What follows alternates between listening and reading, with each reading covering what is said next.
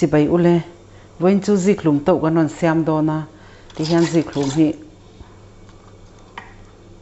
cao chẳng lút tục lâu kha là thì hiện nên hemi aru lai hi cái bay đó na ni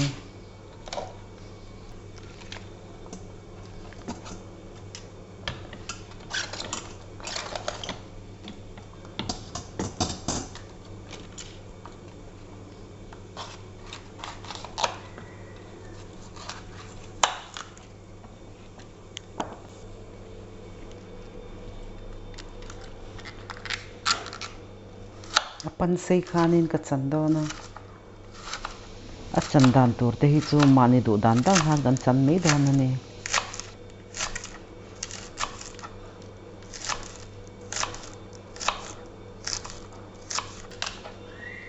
ti hianin ano lu tuk hi ka mang don lo ani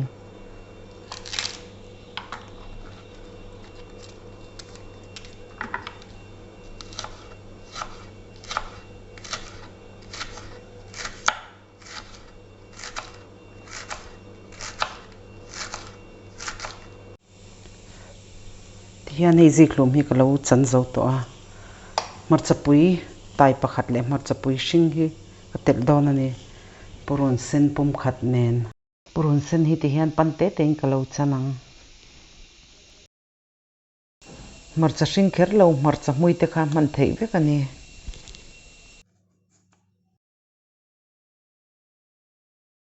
hian kan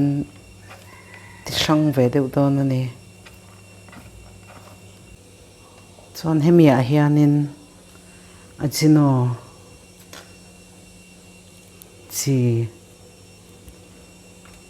tel mui ka siam dona tel hi chu mani du zat kha lei mei tur ania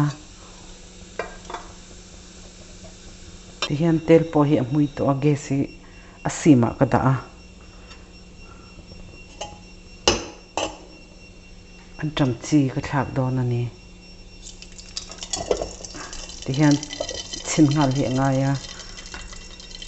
apok ve phek phek thina ten mei hi medium ka da a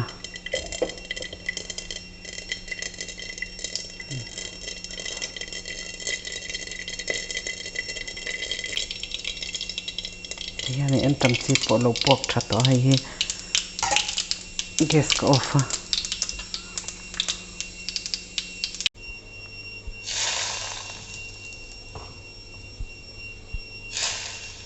soi tong khan tel hi chu mani du zat zat kha lei mei tur ania hete an tam chi ne na han siam te hianin a mui em em a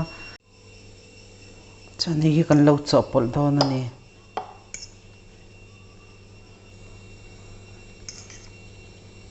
hete anga han siam te hianin tuilu to ka siam hi ol sam box ya thain ti zong te ni chuan in lo siam ve don ania ka channel min lo thlir saka wangin ka lo me